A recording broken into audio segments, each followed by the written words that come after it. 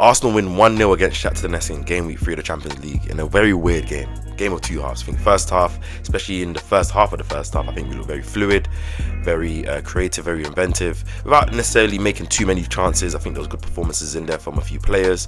And then second half, obviously sub with Ben White coming off, probably due to fitness reasons, it just party shifting to right back. It just seemed like we kind of went into the gears. We're just kind of cruising for the game.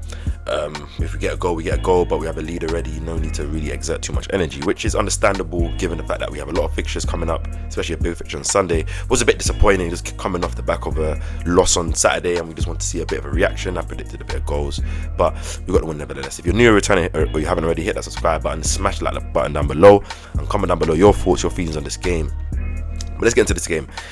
So Arsenal came out with a lineup with only two changes. I think Gabriel Jesus came in for Sterling, and Martinelli came in for Merino. But Martinelli was playing on the left, Jesus on the right, and Trossard was back in the 10. And I think for the first 10 minutes we were looking fluid. I think Jesus was looking very lively. Same thing with Martinelli as well. I think Partey was dominating and dictating the tempo in the middle. I think all the defenders had a decent game. Nevertheless, it wasn't getting put onto too much pressure from Shakhtar. But without creating too many openings, apart from that goal that Martinelli, the own goal that Martinelli fashioned a chance with some good overlapping or underlapping play from Calafiori, and Martinelli looked decent to fix his man, get the strike off, took a deflection and went off the keeper. Other than that, the only chance that we created was that chance that was, I think, a good link-up play between Trossard and Havertz. Havertz now lays Gabriel Jesus, and Gabriel Jesus has a strike, should have scored, keeper made a good save. But that was the only thing that I would say that was disappointing about Jesus' performance. I think he worked hard, I think he kept the ball well, was taking on his man, was creating a lot of problems, I should say. But yeah, Arsenal came out of the first half 1-0 up. You're just feeling okay, expecting us to kind of turn it up second half a bit more, and yeah, it wasn't really what we got. Obviously Ben White came off, he had got a yellow card in the first half, he has just come back from injury, he did get taken off in the second half against Bournemouth, I mentioned in my preview, so it's no surprise that Mikel didn't want to risk him, especially the fact that Saliba's not playing on Sunday and questionable timber fitness. So Partey's gone to right back, and I think once Partey went to right back, we kind of lost that control in that sixth position, the tempo play, to play it forward and to play it back, that Partey possesses, also Jorginho possesses, and also we started to be a bit sloppy. We couldn't really transition through the thirds and through the lines, and yeah, it was a poor game overall. I just want to highlight Trossard, not to get onto him or anything. I just don't think this was his best of games. I think he was lively in the pockets, I should say, receiving the ball, also with the press as well. But I think, obviously, apart from his shout out for his two left-footed corners, which I have to think is brilliant, just gave me Santi Cazorla vibes and memories and nostalgia. But I think for Trossard, there was a lot of moments where his decision-making when he received the ball in the pockets was poor, whether it's to play a simple pass next to him, he's trying to switch it. When it's time to switch it, he's playing a simple pass next to him, or under-hitting it, or driving too much, stuff like that. Stuff that you just want a natural 10, natural creator in that position that just know when to do, to drive the ball, when to drive the ball, pass the ball, when to pass the ball, spray it when he needs to spray it. And I think it was a bit frustrating because I think we had a few openings, especially where in the first half I think our high press was very, very amazing and one of our main, probably the best thing we've done, and we didn't really capitalize on those openings when we won the ball, and we kind of drew Shakhtar in to play around in the higher areas of the pitch, and then could have countered. I think Trossard was key to that as well, just not making the right decision at times, and it didn't prove costly, but it was costly in terms of us getting a few more goals and getting that confidence. He also missed the penalty, which can happen. I was kind of confused why Havertz didn't take it as being the 9. He could have got his surpassed the record in terms of amount of goals at Emirates. Obviously I know Trossard kind of was involved in winning the penalty with the handball and cross from Merino, but don't know. But yeah, second half was poor. Shakhtar did have a few chances. David Raya had to pull off at least 1 or 2 good saves, I think, in the game as well. Gabriel had a lot of blocks through. I think Gabriel just a class again in his performance.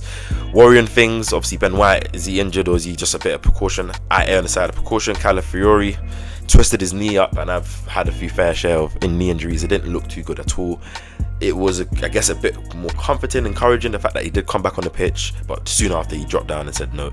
It isn't the knee that he injured quite scarily a couple of years ago when he was playing for Roma, but at the same time, any knee injury is sad because there's going to be swelling, impact, you got to see if there's any damage, and with the big game coming on Sunday, he's now a big question mark, especially where we're already going to be missing Saliba, Timber's a question mark, Tomiyasu's out, and so forth. I think another interesting point from this game was that Mikel opted to use Miles Lewis-Skelly when Calafiori came off, and not Zinchenko, who has been fit because he's been on the bench against Bournemouth, he's been on the bench against today, and this is his old team, you would think for the sentimental value, or maybe Mikel didn't want to make it about Zinchenko and, you know, the whole Ukraine thing and everything that's going on and the emotion of the game, given the fact that we're only 1-0 up. Maybe I could get that. Maybe at the same time, if he's going to play on Sunday, you want it to be fresh. If Zinchenko's not fully fit yet, maybe. I don't know. But it was just interesting that he to Lewis Skelly. I'm happy he got his minutes. He looks quite comfortable. And if Calafiori isn't going to be available on Sunday, I might err to the side of Lewis Skelly just in terms of the physicality that he could bring against Mo Salah, and then also what he can offer in possession. Zinchenko does offer us many things, and we never know who Mikel might use. But just a key point to look at. Other honourable shout outs: Martinelli had a good game, Partey had a good game, even when he went to right back was quite comfortable. Marino came on, was tidy, didn't do anything major. I think Gabriel had a good game. Saliba, well, had a normal game, his normal game, do you know what I mean? And yeah, Kai Havertz was okay. It was good in the first half, showing in the pockets and stuff. Not enough shots for me or strikes to be to be definitive, and I think Trossard wasn't his best game in the game.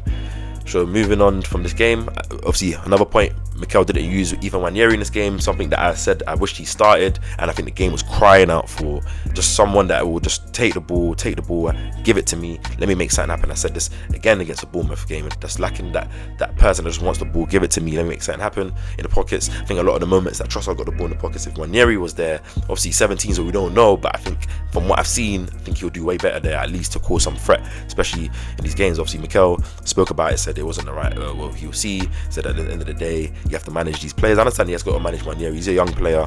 Lewis Skelly probably wouldn't have come on if Calafiori didn't get injured, stuff like that, but we still want to see it. We still want to see, especially in a game like Shaktar, where, let's be real, they're not the best of opposition. You still want to see him. He had 2 subs in the second half. He did use Jorginho to take off Trossard, but he could have used Nwaneri. But moving on to Sunday, I want to see Ethan start on Sunday. I can't lie. I think he's going to either go with Jesus. Well, depends. If Saka's not available, I think Jesus played good on the right. Every time he's played on the right, he's played well. So I might continue him there. But in the middle, in terms of that, I would go with Ethan. I know Mikel's going to go with Trossard, but I would go with Ethan, man. Throw him in that game, home game against Emirates. He hasn't played in the last couple of games in terms of, and let's see what he can do, man, because we need something, we need a spark. And given the fact that we might be lacking some of our great defenders, it means we need to have more emphasis in our attack to make sure that we can at least get the goals, because we might not be able to to not concede the goals. So yeah, weird game, but happy we got the 3 points. Happy we got the clean sheet. We haven't conceded a goal in this year's Champions League, which will always ultimately be good when it comes down to the rankings and stuff. And just overall, just showing that our defensive game hasn't gone by or hasn't disappeared. But yeah, we move on to the Liverpool game. I will be dropping some previews, some collabs. I will be trying to look into any players that I feel like can be key for this game and how we can attack Liverpool. But yeah, we move. Weird game, as I said, weird second half, but I feel like maybe we're erring on the side of precaution, given the fact that we came off a 10-man game on Saturday and then we play on Tuesday with a big game on Sunday. Mikel probably just told the players, don't exert any energy, don't get any knocks, you don't need to. Well, Calafiori kind of slipped after getting bodied, but that's an accident-free injury, and just kind of keep it fresh so that on Sunday we can go firing from minute 1 to 90. So it's been your boy Cape. Hit that subscribe button, comment down below anything you agree or disagree with in this video, smash the like button, and I'll catch you guys in the next video. Peace.